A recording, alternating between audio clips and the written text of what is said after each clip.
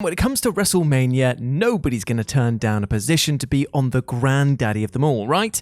Well, wrong, because these people here, well, they just said flat out, nah, I'll pass. So let's take a look at them. As I'm Jules, this is WhatCulture.com, and these are 8 stars who walked out on WWE's WrestleMania. Number 8, Bret Hart, WrestleMania 22. Nearly a decade after his glittering WWE career ended in the bittersweet acrimony that was the Montreal Screwjob, Bret Hart finally accepted his rightful place in the company's Hall of Fame as part of WrestleMania 22's festivities, pretty much legitimizing the club in the process. Finally seemed as though the hitman had managed to file away the pain of the past, but not quite. Though Hart was more than willing to bask in the adulation of the assembled auditorium and being recognized for his incomparable contribution to the business, Calgary's finest wanted absolutely nothing to do with the product itself. Officially, he refused the traditional inductee cameo at Mania proper because he feared it might contribute to conspiracy theories that the Montreal Screwjob was a work, particularly as Shawn Michaels and Vince McMahon were due to face one another that night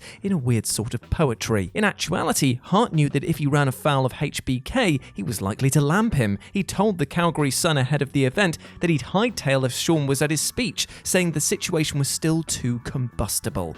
Ring on finger and thoroughly honoured, Bret wisely enacted a preemptive walkout of the show itself. Number 7, The Undertaker, WrestleMania 35. Even more so than the monumental championship clashes, spangly white attire and clueless bumbling celebrities, The Undertaker is a WrestleMania institution. His towering legacy at the show of shows is such that it requires no further explaining. Shawn Michaels might brand himself as Mr. WrestleMania, but few superstars are defined by the annual extravaganza as much as the Dead Man, whose yearly shamble down the aisle, each less worked than the last, is an anticipated appointment of the wrestling calendar.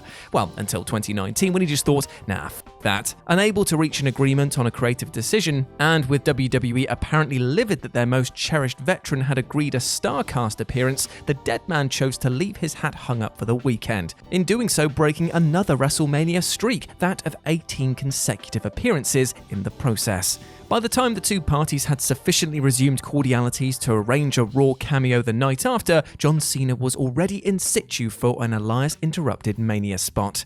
Number 6, Roman Reigns, WrestleMania 36. So, everybody, except weirdly the WWE themselves, knows the story with this one. Roman Reigns pulling out of WrestleMania 36 was one of the top trending stories on all of social media when it broke. The big dog, immunosuppressed as a consequence of his leukemia battle, was understandably quite put out at being asked to perform in an environment in which a highly contagious disease could proliferate, so told his employers to stuff it after learning that The Miz was sick. Frankly, it was irresponsible of WWE not to remove him themselves, but then anyone who watched the subsequent SmackDown got a huge clue as to the company's take on the whole situation. One of Mania's marquee contests, the match between Reigns and Goldberg, continued to be advertised as though nothing had happened. Denial? What's that?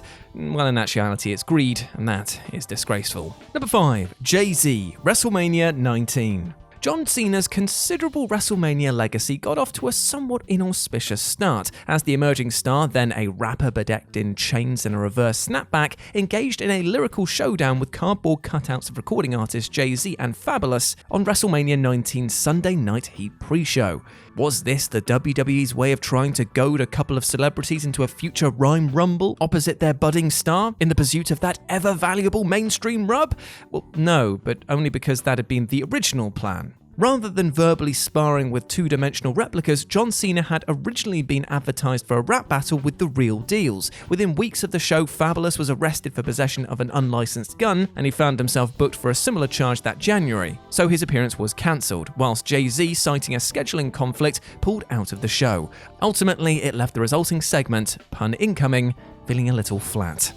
Number 4, Shawn Michaels, WrestleMania 13. So Shawn Michaels actually was at WrestleMania 13, and in the main event no less, but not in the capacity that WWE originally planned. On the night, the Heartbreak Kid waltzed across the aisle of the Rosemont Horizon just in time for a guest commentary spot in the dismal World Championship match between The Undertaker and Psycho Sid. Bret Hart, though he'd earlier put on the greatest bout in the history of the company, probably wanted to wipe that smarmy grin right off of Michaels' face. Had it not been for Shawn's infamous ego-shielding mentality, the two men could have actually competed in this marquee contest rather than the, according to some sources, literal shit show that was served up instead. Because remember, there was the rumour that Psycho Sid pooed himself during this. Fantastic.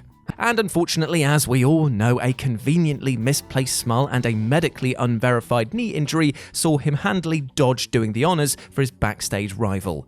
Number 3, Pat McAfee, WrestleMania 35. So, if it wasn't for the intervention of an untypically laid-back Vince McMahon, podcaster and former football punter Pat McAfee would have actually dramatically flounced from his WrestleMania 35 kickoff duties, and that was all thanks to the impertinence of a trumped-up Michael Cole. The announcing altercation sprung from McAfee's apparently unsuitable attire. When veteran commentator Cole saw that his guest had turned up for his Mania spot in shorts, he apparently blew a gasket. "Such dress was entirely inappropriate," screamed the little general, fearing repercussions from his boss. The Colts legend, aghast at being spoken to like a child before an assembled crowd, packed up his things and made for the exit. "Tell Michael Cole to go fuck himself," he shouted on his way out. Production implored Pat to stay tight, as one member of the crew rushed off to get Vince's approval for the unusual shorts and suit combo.